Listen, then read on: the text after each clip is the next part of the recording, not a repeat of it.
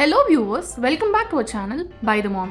So இன்னைக்கு நம்ம சேனல்ல என்ன ரெசிபி பார்க்க போறோம்னா கோஃப்தா பிரியாணி. ரொம்ப ஒரு ஃபேமஸான ரெசிபி நார்த்ல தான். இதுல ஃபர்ஸ்ட் நம்ம என்ன பண்ணுவோம்னா கோஃப்தா செய்வோம். அந்த மட்டன்ல அதுவும் அந்த லாம்ப்ல கோஃப்தா செய்வோம். ரொம்ப டேஸ்டியா ஜூஸியா இருக்கும். அப்புறம் அதை வச்சு நம்ம பிரியாணி மசாலா செய்வோம்.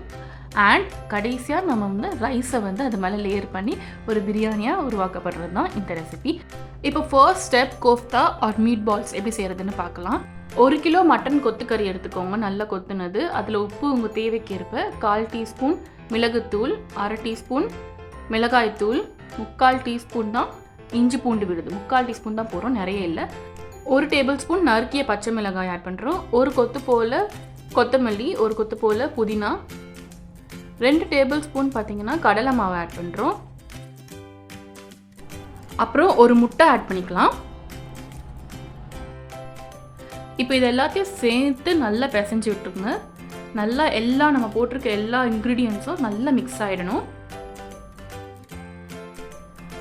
நல்லா மிக்ஸ் பண்ணும்போது உங்களுக்கு இன்னும் கொஞ்சம் பத்தலைன்னா 1 டேபிள் ஸ்பூன் எக்ஸ்ட்ரா கடலை மாவு ஆட் பண்ணிக்கலாம். இந்த பதம் வரணும், நம்ம வீடியோவில் காட்டுறோம் பார்த்தீங்களா, அந்த பதம் வரணும். இந்த பதம் வந்துட்ட உடனே குட்டி குட்டி பால்ஸாக வீடியோவில் காட்டுற மாதிரி அழகாக ஷேப் பண்ணிக்கோங்க.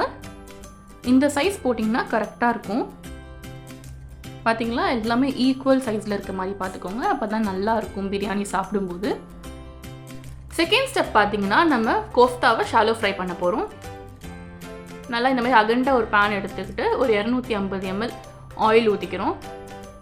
அப்புறம் நம்ம அதில் ஷேப் பண்ணி வச்சுருக்க எல்லா கோஃப்தாஸையும் வைக்கிறோம்.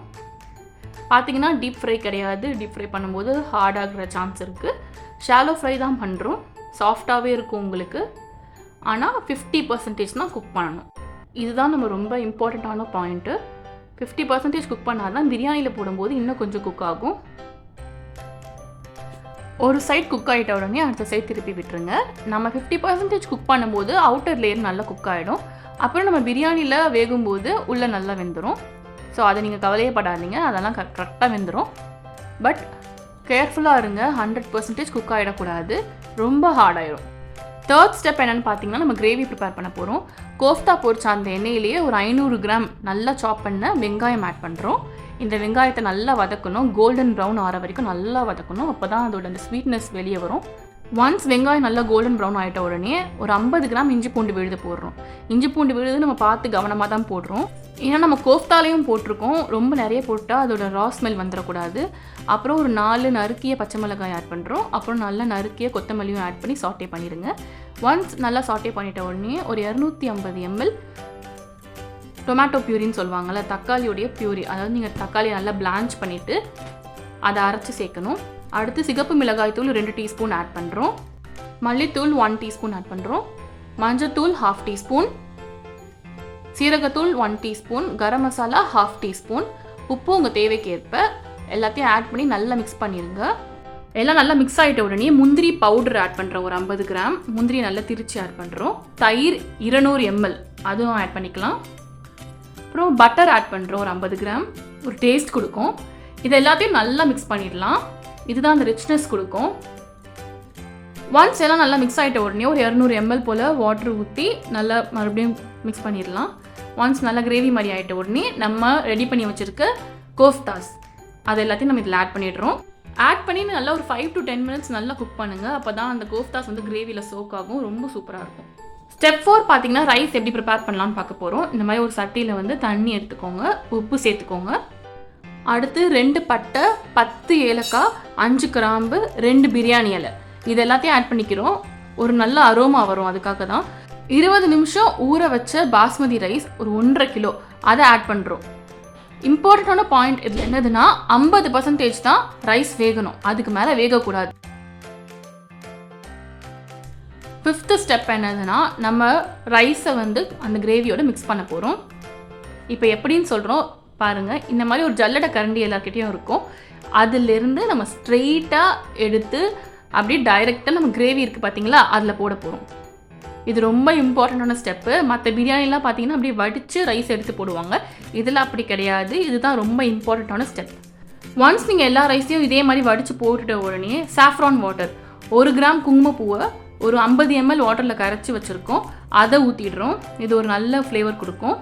அப்புறம் கொத்தமல்லி வச்சு கார்னிஷ் பண்ணுறோம்.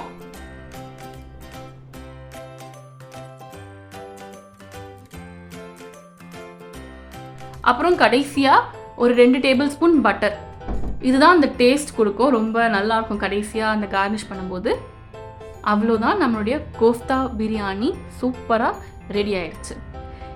நம்ம ரைஸை வந்து ஜல்லடை கரண்டியில் அப்படி ஸ்ட்ரெயிட்டாக எடுத்து போட்டதுக்கு காரணம் வந்து ஆல்ரெடி இந்த கிரேவியில் கொஞ்சம் வாட்டர் இருந்துச்சு.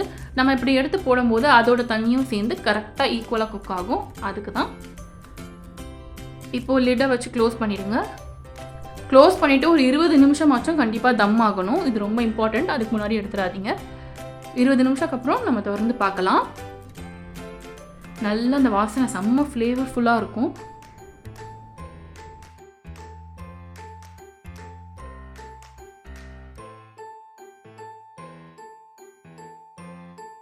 ஒன்ஸ் இது நல்லா குக் ஆகிட்ட உடனே நம்ம கடைசியாக வந்து மிக்ஸ் பண்ணலாம். மிக்ஸ் பண்ணும்போது ரொம்ப கவனமாக மிக்ஸ் பண்ணுங்கள். இந்த வீடியோவில் காட்டுற மாதிரி கரண்டியை வந்து நடுவில் போட்டிங்கன்னா ரைஸ் உடஞ்சிரும். சைடில் போட்டு கீழேருந்து மேலேன்னு எடுத்து விடுங்க. ஏன்னா கீழே தான் கிரேவி இருக்குது. அவ்வளோதான், சூப்பரான பிரியாணி ரெடி ஆகிடுச்சு. செம்ம டெலிஷியஸாக இருக்கும். ரொம்ப டிஃப்ரெண்ட்டாகவும் இருக்கும். எப்போவுமே சிக்கன் பிரியாணி மட்டன் பிரியாணின்னு செய்கிறதுக்கு இது கண்டிப்பாக ஒரு டிஃப்ரெண்ட்டாக இருக்கும். ஃப்ளேவர்ஃபுல்லாக இருக்கும்.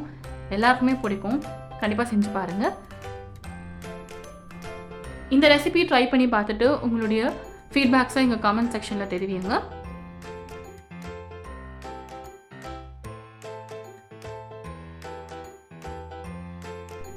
உங்களுக்கு இந்த வீடியோ பிடிச்சிருந்துச்சுன்னா லைக் பண்ணுங்கள், ஷேர் பண்ணுங்கள், எங்கள் சேனலுக்கு சப்ஸ்கிரைப் பண்ணுங்கள். கண்டிப்பாக உங்கள் ஃபேமிலி அண்ட் ஃப்ரெண்ட்ஸையும் எங்கள் சேனலுக்கு சப்ஸ்கிரைப் பண்ண சொல்லுங்கள். எங்களை ஃபேஸ்புக் அண்ட் இன்ஸ்டாகிராம்லேயே ஃபாலோ பண்ணுங்கள். Thank you guys. Have a great day.